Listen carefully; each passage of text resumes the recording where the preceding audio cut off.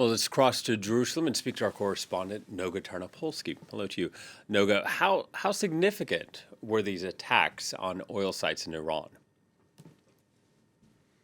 Good to see you, Will. I think they were significant in what they targeted, but limited in scope. This is not an attack on Iran's ability to refine oil or to even produce oil just yet. These were um, basically, as I understand it, oil depots in Tehran, in the capital city. What the Israeli army is saying in briefings, in anonymous, briefings that we can't attribute, the Israeli army is saying is that these were depots used specifically to fuel the military campaign, that these are depots that don't have anything to do with civilian access to fuel or civilian infrastructure, but that these are military. There's a theme here that we can see in the Israeli strikes yesterday, as we just saw on the screen. The airplanes parked at Mehrabad airport that have the appearance of being almost civilian jets, Israel says are actually used to transfer weapons to Hezbollah, specifically in Lebanon. Similarly, the strike at the hotel in the heart of Beirut, Israel is describing as a targeted attack against a specific top Hezbollah official. That said, this official has yet to be named. We don't know how many civilians, because there are people sheltering the hotel who may have also been hurt. And I want to point out something problematic for Prime Minister Netanyahu.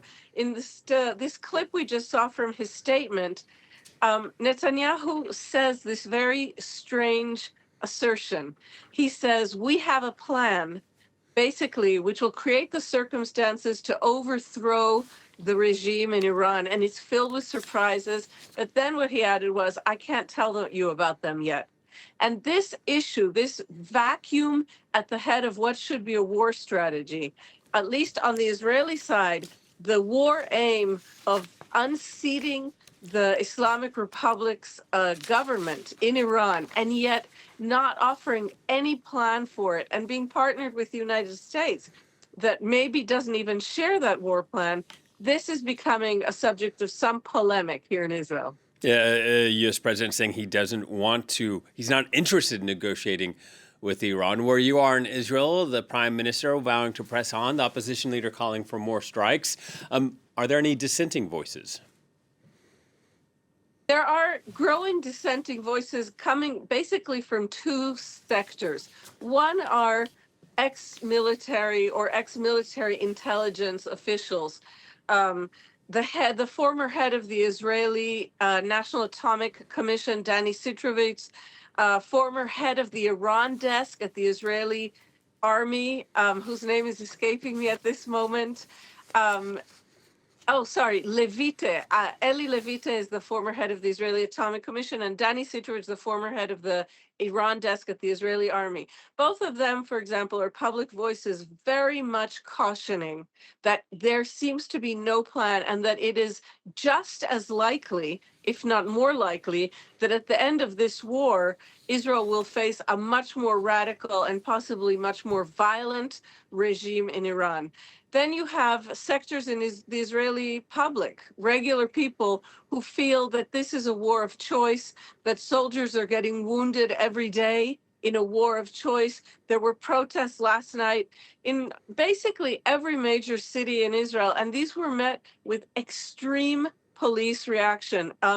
In Haifa, there were arrests. In Jerusalem, there was police violence. And in Tel Aviv, these few protesters, a few dozen protesters in central Tel Aviv, were assaulted by ultra right-wing thugs, and the police came in and shut down the protest, saying they had to do so for public safety, and again arrested some protesters and not some of those who had assaulted them. So you do have the sense that while most people are sheltering at home and keeping quiet, there is some frustration, some fear, and some opposition in the air.